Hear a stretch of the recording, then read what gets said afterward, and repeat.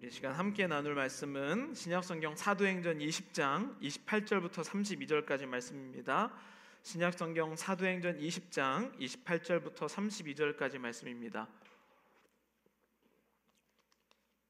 사도행전 20장 28절부터 32절까지 말씀, 제가 한 절, 여러분들이 한 절 교독하겠습니다.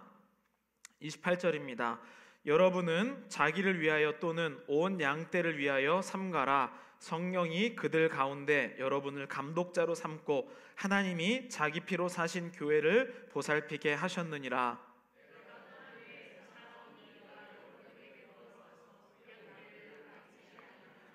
또한 여러분 중에서도 제자들을 끌어 자기를 따르게 하려고 어그러진 말을 하는 사람들이 일어날 줄을 내가 아노라.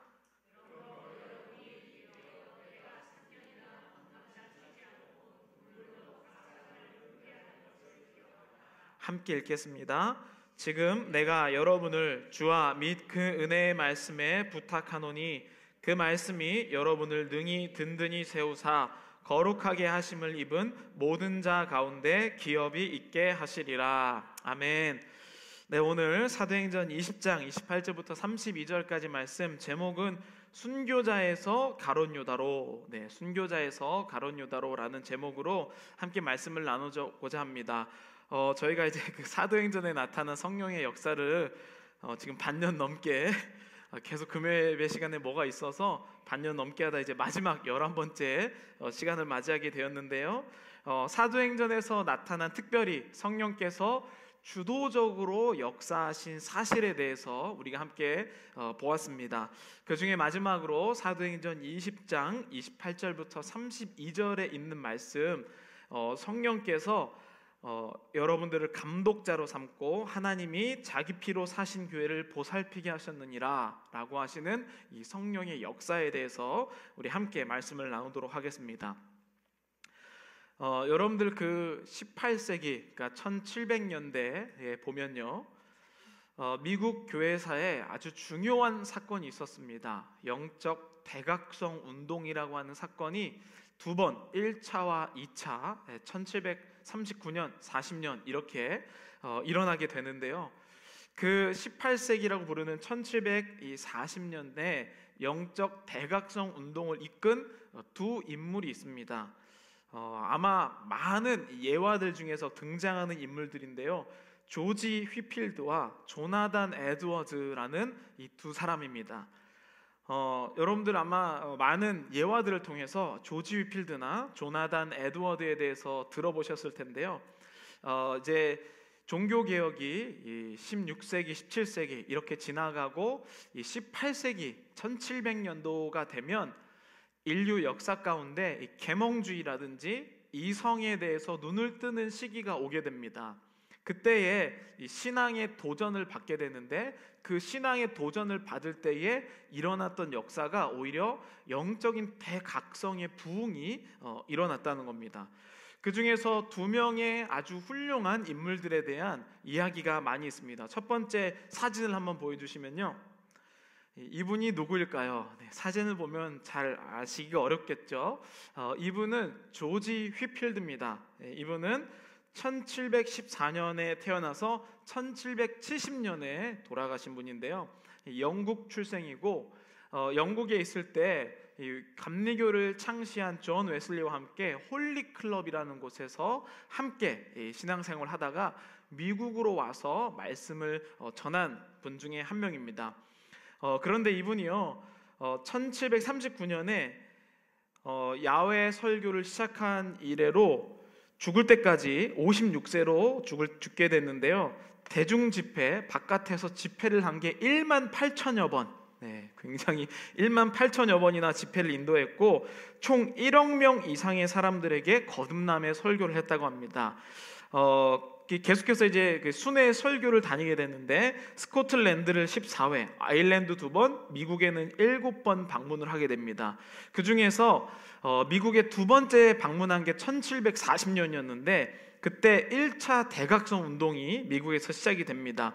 그런데 1차 대각성 운동이 미국에서 시작하게 된 그 발화점이 어디냐라고 보면 휘필드의 이 집회 때문이다라고 그렇게 이야기를 해요. 그래서 보스턴에서 있었던 집회에는 한 장소에 그 당시에 보스턴 인구보다 더 많은 사람들이 모여들렸다고 합니다. 굉장히 대단한 사람이죠. 그래서 만약에 이 조지 휘필드가 이 집회를 한다 그러면 눈이 오나 비가 오나 이 가게 주인들이 문을 닫고 공장 문을 닫고 다 가동을 중단하고 농기구를 들고 집회 장소에 모였을 정도로 굉장히 뜨거운 집회를 인도했던 분입니다. 그래서 이 사람으로 인해서 미국의 뉴 잉글랜드 인구 30만 명 가운데 25만 명이 그리스도인이 되었다라고 전해져요. 엄청난 사건이죠. 네, 그러니까 그쪽 전체를 그냥 다 하나님께 인도한 사건이 바로 이 조지 휘필드를 통해서 일어납니다. 그리고 또 다른 한 사람이 있는데요. 조나단 에드워드라는 사람은 미국에서 태어난 사람입니다. 조지 휘필드는 영국에서 태어나서 순회를 하면서 설교한 사람이고, 조나단 에드워드는 1703년에 미국에서 태어난 사람이고 청교도 가문의 목사님 아들로 태어나게 됩니다. 이 사람은요 10살 때 동네 숲속에 움막을 만들어 놓고 2명의 친구들과 함께 기도하는 10살 때부터 그런 친구였고요. 6살 때 라틴어 공부를 시작하고 12살 때는 라틴어, 헬라어, 히브리어를 공부하고 예일대에 입학한 수재입니다. 그런데 이 사람은요 23살에 목사 안수를 받고 목회를 했는데 이분도 영적 대각성 운동을 할 때 수많은 설교와 수많은 일들로 이 조지 휘필드와 함께 이 사건을 일으킨 사람입니다. 그런데 이 두 사람을 비교하면 이 결과가 굉장히 차이가 많이 납니다. 제가 방금 말씀드린 것처럼 조지 휘필드 때문에 당시에는요 수많은 사람들이 이 조지 휘필드의 설교를 듣고 회심하고 돌아왔거든요. 근데 교회사 역사에는 지금도 인용되거나 영향력을 많이 끼친 사람은 조지 휘필드가 아니라 조나단 에드워드입니다. 분명히 당시 장면을 목격한 사람은 조지 휘필드가 훨씬 더 위대했다라고 그렇게 고백을 하는데, 시간이 조금 지나고 나니까 수많은 사람들은 조나단 에드워드가 훨씬 더 영향력이 컸다라고 얘기를 해요. 이유가 뭘까요? 어떻게? 분명히 목격한 자들이 있는데 실제로 영향력이 있었던 이 조지 휘필드보다 조나단 에드워드가 더 영향력이 있었다라고 얘기하냐면, 조나단 에드워드는 책을 쓰고 사람을 조직하고 사람을 세우는 일을 했었던 사람이고, 조지 휘필드는 사람들을 몰고 다니는 사람이었습니다. 그러니까 한 번의 설교를 영향력 받는다고 그 사람의 인생이 끝까지 가지는 않는다는 거예요. 오늘날 수많은 사람들이 감동적인 설교를 찾아 헤맵니다. 그래서 옛날처럼 어디 그런 뜨거운 집회 없나 이렇게 눈을 붉히면서 찾아다녀요. 그런데 그것의 결말이 어떻게 됩니까? 오늘 그게 설교 제목이에요. 막 뜨거운 게 있을 때는요 제가 볼 때는 막 순교자도 되겠어요. 그런데 그 다음날 어떻게 됩니까? 예수님을 팔아먹는 가룟 유다가 돼요. 이게 감정 중심으로 우리가 하나님을 따라다닐 때 일어나는 일들이라는 거예요. 수많은 사람들이 얼마나 많은 감정적인 그러한 이 목마름에 처해 있는지 모릅니다. 그러나 실제로 우리의 믿음을 이끌어가는 것은 감정이 도화선이 되어서 끝까지 일어나게 되는 것은 사람을 세우고 말씀을 배우고 우리의 조직을 세울 때에만이 쭉 계속해서 신앙생활을 이어갈 수가 있다는 겁니다. 우리는 사실 날마다 영적인 목마름에 처한다라고 그렇게 이야기를 해요. 그런데 바울과 같은 사람은 도대체 어떻게 그 목마름을 채웠을까? 우리가 생각하는 것처럼 오늘도 막 불을 주시옵소서 막 이렇게 기도했던 것일까? 그 당시 사람들도 오늘날 우리가 원하는 것처럼 저 예전에 야외에서 기도하고 막 비가 오고 막 그 장소가 안 좋더라도 스피커는 다 찢어지고 음은 안 맞고 그래도 막 은혜를 받았던 그러한 뜨거운 불을 사모했었던 건가? 아니면 성경에서는 무엇을 실제로 성령의 역사라고 표현했는가? 제가 이렇게 표현하는 것을 보면 우리가 말하는 감정적인 목마름이 성경에서 주장하는 내용은 아니다라는 거예요. 그러니까 우리가 이런 감정적인 목마름의 함정에 빠지고 있다는 것이죠. 오늘 이 본문인 사도행전 20장 25절부터 쭉 나오는 내용은요, 바울이 이제 마지막 잡히기 전에 에베소에 있는 장로들, 그러니까 에베소에 있는 교회 리더들을 불러서 마지막으로 이야기하는 내용이에요. 그러니까 바울이 할 수 있는 이 마지막 이 결심에 대해서 교회의 리더들에게 해주고 싶은 말을 오늘 이 사도행전 20장 25절부터 쭉 나타내고 있다는 겁니다. 그러면은 바울은 어떤 말을 마지막으로 다시는 돌아갈 수 없는, 다시는 못 만나는 그 성도님들에게 무슨 말을 해주고 싶었을까? 사도행전 20장 25절부터 27절까지 표준 세번역으로 우리 함께 읽어보도록 하겠습니다. 함께 읽겠습니다. 나는 여러분 가운데로 들어가서, 그런데 이제 나는 여러분 모두가 내 얼굴을 다시는 보지 못하리라는 것을 알고 있습니다. 그러므로 나는 오늘 여러분에게 엄숙하게 증언합니다. 여러분 가운데서 누가 구원을 받지 못하는 일이 있더라도 내게는 아무런 책임이 없습니다. 그것은 내가 주저하지 않고 여러분들에게 하나님의 모든 경륜을 전해 주었기 때문입니다. 잘 말씀을 살펴보니까요, 말씀을 띄워주시죠. 바울이 이제 마지막 파이널 워드라고 한다면 자기가 여지껏 무엇을 했는지 그들에게 정리를 해주는 겁니다. 무엇을 했냐면, 나는 하나님의 나라에 대해서 우리 에베소의 장로님들에게 말씀을 했습니다.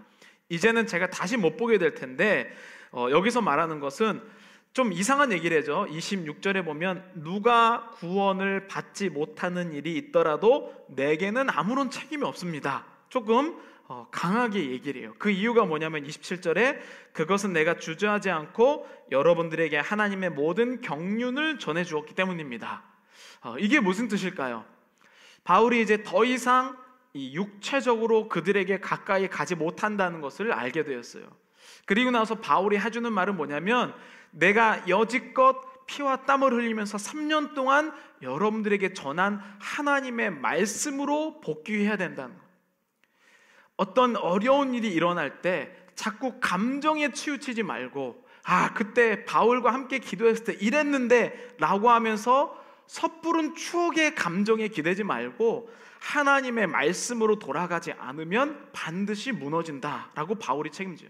심지어는 말씀으로 돌아가지 않으면 여기에 보면은 구원을 받지 못하는 일이 있더라도 아무런 책임이 없을 정도로, 이 말은 당신들이 지금 구원을 못 받는다라는 말이 아니라 그만큼 말씀으로 강력하게 돌아가라. 무슨 일이 있으면 나와 있었던 일 떠올리지 말고, 사람과의 추억을 떠올리지 말고 하나님의 말씀으로 당장 돌아가라 라고 엄중하게 경고를 하는 겁니다.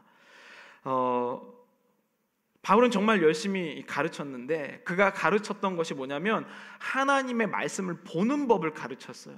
오늘날 교회에서 회복해야 될 것을요, 한국 교회가 조금 부족한 것이, 우리 한국인의 이 특성 중에 굉장히 이 남미 사람들과 비슷한 게 있어요. 남미 사람들, 여러분 주변에 그 집 주변을 보시면 남미 사람들이 굉장히 열정적이지 않습니까? 돈도 팍팍 쓰고 파티도 팍팍 하고 뜨거울 때 뜨겁고, 그렇죠? 근데 한국 사람들도 비슷해요. 우리가 신앙생활하는 게 조금 비슷한데, 그게 뭐냐면 굉장히 신앙을 감정적으로 많이 받아들인다는 거예요. 그래서 내가 기분이 좋을 때는 막 될 것처럼 하다가 기분이 안 좋으면 아무것도 못해요. 이게 조금 문제라는 거예요. 바울은 본인이 떠나기 때문에 이제 더 이상 그것에 대해서 중심을 잡아줄 사람이 없음을 실제적으로 알았습니다. 그렇기 때문에 바울이 중요하게 생각했던 것은 말씀을 보는 능력, 하나님의 뜻을 스스로 해석할 수 있는 능력에 기대라 라고 그렇게 표현을 해요. 그래서 기독교인들은 이 하나님의 말씀을 보는 눈을 우리가 반드시 배워야 됩니다. 그것은 배우고 안 배우고가 아니에요. 성경 공부를 막 이 말씀은 뭐 1 더하기 1 이렇게 공식으로 배우는 게 아니라, 사건이 일어났을 때 하나님의 말씀으로 해석하는 능력이 성경 공부예요. 그러나 오늘날의 성경 공부는 마치 시험 보는 것처럼, 어디 뭐 성경 대학에 들어가는 것처럼 하는 성경 공부로 우리가 조금 오해를 하고 있지만, 바울이 여기에서 말하는 것은 어떠한 사건이 일어났을 때 하나님이 이 사건을 말씀 안에서 어떻게 이야기하셨는가를 빨리 찾아내는 능력, 그것을 말씀 공부다라고 그렇게 표현을 하고 있습니다. 왜냐하면 바울은 언젠가는 없어질 존재라는 것을 알았기 때문이에요. 여러분, 오늘날 수많은 사람들이 한 개인에게 기대는 모습이 있어요. 그래서 기독교계를 보면 정말 유명한 목사님들, 훌륭하신 분들이 굉장히 많은데, 그분들을 중심으로 신앙생활을 하는 이상한 모습들이 있습니다. 성경은 그것을 아주 반대하고 있어요. 그분들을 처음 만남으로 시작해서 우리가 신앙을 시작할 수는 있지만, 신앙의 단계가 오르게 되면 사람이 반드시 빠져야 됩니다. 그 사람의 색깔이 반드시 빠지고 하나님의 말씀과 내가 1대1로 만나는 시간이 반드시 필요합니다. 그게 성경 공부예요. 하나님과 내가 만나도록 하는 것. 그래서 저는 많은 교회들이 목사님 자랑하는 거를 조금 이제 줄였으면 좋을 것 같아요. 목사님 자랑보다 하나님 자랑을 하시기를 바랍니다. 왜냐하면 말씀을 알고 말씀을 자랑해야, 말씀이 곧 하나님인데, 그래야 굳건하게 신앙의 뿌리를 내릴 수 있기 때문이죠. 조지 휘필드가 제1차 대각성 운동에 훨씬 많은 영향력을 끼쳤지만, 사람을 세우고 조직한 조나단 에드워즈가 훨씬 더 많은 영향력을 지금까지도 끼치고 있어요. 이게 성경 역사에서 우리에게 증언하고 있습니다. 예수님을 직접 만난 제자들은 12명이었고 3년 동안 동고동락했고 죽음과 부활을 목격했지만, 실제로 우리에게 예수님에 대한 신학을 세운 것은 거의 바울입니다. 왜냐하면 책을 많이 쓰고 사람을 세우는 일을 했기 때문이에요. 오늘날 교회는 소비주의로 가고 있습니다. 소비주의가 뭐냐면, 말씀에서 자꾸 새로운 것을 깨달아서 소비하려는 마음, 저게 저런 뜻이었어? 이런 식으로 자꾸 소비하려는 마음, 그것은 사람을 세우는 게 아니라 자꾸 새로운 것을 갉아 넣으려는 이상한 분위기라는 것이죠. 결국에는 오늘 본문 가운데 이 부분에서 아주 중점적으로 이야기하고 있습니다. 그래서 오늘 본문 사도행전 20장 28절에 이렇게 표현합니다. 여러분은 자기 자신을 잘 살피고 양떼를 잘 보살피십시오. 성령이 여러분을 양떼 가운데에 감독으로 세우셔서 하나님께서 자기 아들의 피로 사신 교회를 돌보게 하셨습니다. 여기에서 여러분이 누구냐면 에베소의 장로님들이에요. 그러니까 교회 리더들에게 마지막 신신당부를 하면서 보내는데, 오늘날에 우리 모두에게 하는 얘기입니다. 그들에게 뭐라고 얘기하냐면, 자기 자신을 잘 살피고 그 다음에 양떼를 보살피십시오. 그리고 나서 하는 얘기가, 여기서 성령이 주체적으로 역사하십니다. 성령이 무엇을 하셨냐면, 여러분들을 양떼 가운데 감독으로 세우셨다. 그러니까 직분을 세우신 자가 곧 성령님이다라고 표현을 해요. 그러면서 직분을 세우신 이유가 뭐냐면, 하나님께서 자기 아들의 피로 사신 교회를 돌보게 하시려고, 이런 이야기입니다. 결국에 여러분, 성령이 하시는 이유는요, 사람을 세우는 일을 하세요. 그게 사도행전에 나타난 성령이 주체적으로 하신 일의 마지막이에요. 사람을 세우지 못하면 우리가 오늘 여기서 성령의 불을 받고 뭐 다 까무러치고 뭐 방언을 몇십 개 하고 기적이 일어나도 오늘로 끝나고 만다는 거예요. 그게 성령이 바울을 통하여서 사도행전 역사에서 마지막을 한 얘기. 그래서 우리가 자꾸 사람을 세우는 일을 하는 것이지, 오늘 우리가 충만하게 뭔가 돌아가려고 조직을 세우는 것이 아니다라고 성경은 이야기를 하고 있습니다. 그러면서 그 직분이 중점적으로 보아야 될 그것이 바로 교회다라고 표현을 해요. 여러분, 오늘날 왜 교회가 있어야 하는가? 제가 지난번에 말씀드렸지만, 현재 교회는 나가지 않지만 그리스도인이라 라고 생각하는 사람들이 유행처럼 번지고 있어요. 이미 우리는 미국의 크리스천을 통해서 그것을 배웠죠.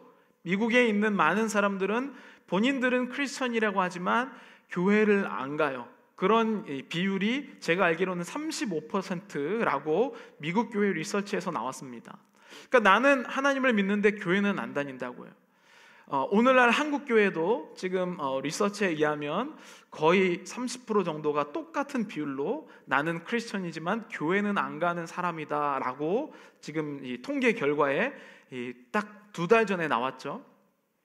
왜 이러한 일들이 일어나는가?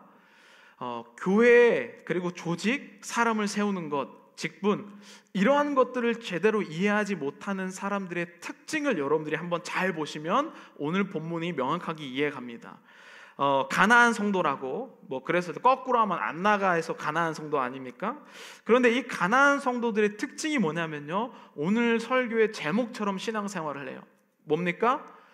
신앙이 뜨거울 때는 순교자처럼 모든 것을 다 안다고 하지만 갑자기 감정 기복이 심해져서 예수님을 팔 사람으로 변해요. 그게 하루에도 몇 번씩 왔다 갔다 하는 거죠. 그래서 교회라는 조직을 하나님께서 세우셔서 그러한 일이 없도록 성령을 통해서 안전하게 지키시는 게 오늘 사도행전 20장에 나오는 직분, 성령께서 세우신 직분자들이 해야 할 일이라는 거예요. 여러분들은 수많은 성도님들을 한번 내 주변을 돌아보십시오. 나의 가정, 또 나의 직장, 또는 내가 속한 스토리, 여러분들 여러 가지 분들을 보시면요, 엄청나게 뜨거울 때는 와 뭔가 되겠다라고 생각하지만 뒤돌아보면 없어요. 이게 무슨 이유입니까? 바로 오늘 본문, 바로 오늘 이러한 일들을 우리가 제대로 하지 못하고 있기 때문에, 그래서 다 자기 살기에 바쁜 겁니다. 오늘 나만이라도 은혜 받는 게 다행이지 지금 옆 사람이 지금 어떻게 할까 이런 것보다는 다 우리는 지금 나 하나, 그래서 나만 돌아보게 되면 나의 감정만 살피게 되고, 나의 감정만 살피게 되면 결국에는 하루아침에 왔다 갔다 하는 신앙생활을 말 수밖에 없다는 거죠. 왜냐하면 그것은 여러분들이 약해서가 아니에요. 성경은 마치 우리가 이러한 것에 대한 죄책감을 갖고 있지 않습니까? 내가 한번 오늘부터 신앙생활 열심히 해보겠다, 여러 가지 것들을 하다가 갑자기 또 실패하고 어려울 때 우리는 스스로 막 자기 탓을 해요. 역시 나는 안 돼, 이렇게 자기 탓을 하지만 성경에 보면 그것은 여러분 탓이 아니에요. 오늘 본문 20장 29절 세 번역으로 우리 함께 읽어보겠습니다. 시작. 내가 떠난 뒤에 사나운 이리들이 여러분 가운데로 들어와서 양떼를 마구 해하리라는 것을 나는 압니다. 우리 잘못이 아니에요, 여러분. 여러분들의 감정 기복이 심해서 그런 것이 아니라 나 혼자는 안 된다는 것을 성경은 이미 알고 있었기 때문이에요. 바울은 절대로 이 사람들이 혼자서 견딜 수 없구나라는 사실을 이미 알고 있어서 내가 떠나가게 되면 왜 조직을 세우고 왜 말씀을 읽는 법을 해석해야 되고 왜 사람들을 세워야 하는지에 대해서 떠나기만 하면 일이 사탄의 역할을 하는 자들이 그 안에서 내가 옳다라고 분명히 해질 것을 뻔히 알고 있었기 때문입니다. 여러분들이 그러니까 죄책감을 가지실 필요는 없어요. 아셨다면 이제는 사람을 세우는 일로 동참하셔야 되는 겁니다. 언제까지 내가 한 사람을 매일매일 이렇게 약하게 연약하게 놓는 것 자체가 어떻게 보면 이 시대 가운데는 하나님께 책망을 들을 일이에요. 나에게 의존하도록 만드는 거, 이거 하나님께 책망받을 일이라고 저는 생각합니다. 그 사람이 나만큼 성장해서 나만큼 이 사람이 행동을 해야 되는데 나를 의존하게 만드는 것, 그것을 하나님께서는 오늘 책망받을 일이라고 이야기한다는 거예요. 그러니까 누군가 끌어주면 오고 안 끌어주면 안 오고, 그게 바로 순교자에서 가룟 유다로 왔다 갔다 하는 사람들의 상태라는 거예요. 우리 교회에 보면 그런 분들이 얼마나 있을까요? 또 나는 어떤가요? 나도 누가 잘해서 치켜 세워주면 막 저 앞에까지 가서 막 열심히 하는데 누가 나 안 봐주고 치켜 세워주지 않으면 저 밑에 내려가 있습니까? 혹시 내 주변에 그런 분이 있습니까? 성령께서는 사도행전에 나타나서 마지막 성령의 역사로 그러한 사람들을 세우라라고 이야기합니다. 왜냐하면 그 경고가 이리들이 마구 해칠 것을 이미 알았기 때문이에요. 이어서 30절에 이렇게 얘기합니다. 사탄이 이용하는 사람들이에요. 그들이 사탄이 아니고 약해서 사탄이 이들을 이용하는 사람들의 특징입니다. 30절 함께 읽겠습니다. 바로 여러분 가운데서도 제자들을 이탈시켜서 자기를 따르게 하려고 어그러진 것들을 말하는 사람들이 나타날 것입니다. 네. 무슨 말이냐면, 왜 이런 일들을 사탄이 이용하냐면, 제가 계속해서 이 교회 안에서 언어의 중요성에 대해서 이야기를 하는데, 그 사탄이 이용하는 통로가 있어요. 통로. 양체질을 하게 되면, 양체질을 제대로 잘못하게 되면 우리 이와 이 사이에 있는 이러한 불순물 때문에 거기에 충치가 들어가서 역할을 하잖아요. 그러나 깨끗이 제거가 되면 충치가 붙을 곳이 없어서 이가 썩지 않습니다. 사탄도 똑같아요. 우리가 마치 영적으로 이 뭔가 사탄이 들어올 통로를 만들게 되는데, 그 통로를 가장 잘 들어오는 게 바로 우리의 입이란 말이에요. 그래서 그 입을 통하여서 한 번에 감정이 막 상하게 해요. 그런데 그들이 하는 이 입의 주된적인 이 뜻이 뭐냐면, 바로 여러분 가운데 우리 성도님들 중에 연약한 자들의 입을 통하여서 사탄이 역할을 한다는 거예요. 그러면서 제자들을 이탈시켜서 자기를 따르게 한다. 이게 무슨 말이냐면, 하나님의 눈으로 사건을 해석하는 게 성경 공부라고 했잖아요. 어떤 사건이 일어나면 하나님의 눈으로 이 사건을 해석하는 게 성경 공부인데, 이 이리와 같은 자들은 사건이 일어나면 하나님의 뜻으로 이것을 해석하는 게 아니라 자기 눈으로 이것을 해석하여 자기 사람을 만드는 것, 이것을 이리들이라고 표현합니다. 그리고 그 사람들을 성경의 언어로 보면 어그러진 것을 말하는 사람들이라고 표현하거든요. 그 어그러진이라고 하는 이 원어가 디에스트란메나인데 왜곡하다 또는 구부러지다예요. 그러니까 비슷한 것처럼 얘기하지만 끝을 살짝 바꿔서 자기로 향하게 만드는 거. 자세히 들어보면 자기만 맞는 말이에요. 이게 사탄이 임하는, 그리고 사탄이 사용하는 이 사람들의 이 형생이에요. 그러면서 하나님의 권위를 자기가 가져와서 이용하려고 하는 것, 바로 창세기에 나오는 원죄, 내가 하나님이 되어서 이 사건을 해석하고 심판하고 싶은 마음이 여기에 드러난다는 거죠. 그래서 성령은 이런 것을 막기 위해서 가장 중요하게 생각하는 게 오늘 본문입니다. 20장 31절, 32절 이렇게 얘기합니다. 그러므로 여러분들은 깨어 있어서 내가 3년 동안 밤낮 쉬지 않고 각 사람을 눈물로 훈계하던 것을 기억하십시오. 나는 이제 하나님과 그의 은혜로운 말씀에 여러분을 맡깁니다. 하나님의 말씀은 여러분을 든든히 세울 수 있고 거룩하게 된 모든 사람들 가운데서 여러분으로 하여금 유업을 차지하게 할 수 있습니다. 바울의 결론이 무엇입니까? 나는 이제 하나님과 그의 은혜로운 말씀에 여러분들을 맡긴다고 해요. 이 말씀은요, 사자성어로 얘기하면 각골난망이에요. 나의 뼈를 새기는 것처럼 그냥 물어보지도 않아도 튀어나오게 하는 게 바로 바울이 오늘 여기에서 말하는 은혜로운 말씀에 여러분을 맡기는 행동입니다.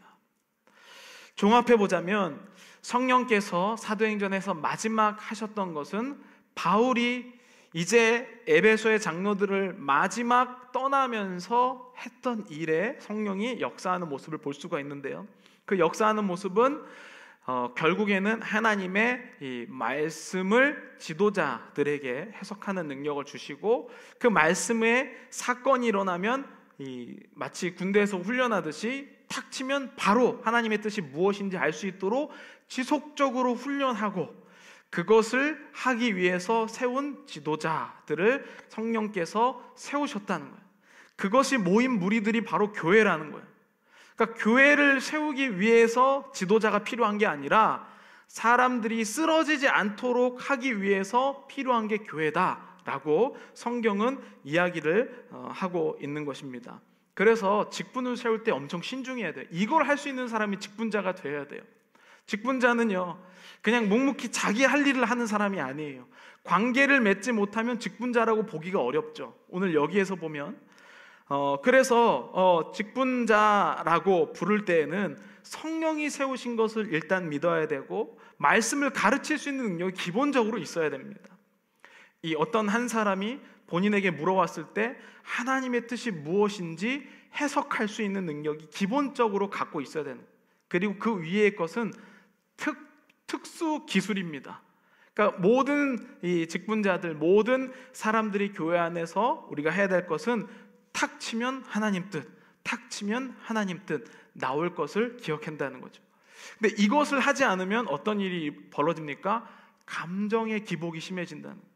신앙이 어떨 때는 엄청 충만했다가 어쩔 때는 막 바닥을 찍었다가, 이 일을 만약에 내가 한다면, 그리고 나의 주변에서 이러한 일이 일어난다면 지금 오늘 이 성령의 역사를 우리가 나의 마음속에서 새기지 못해서 일어나는 일들이라는 거예요. 여러분, LA에 홈리스가 굉장히 많잖아요.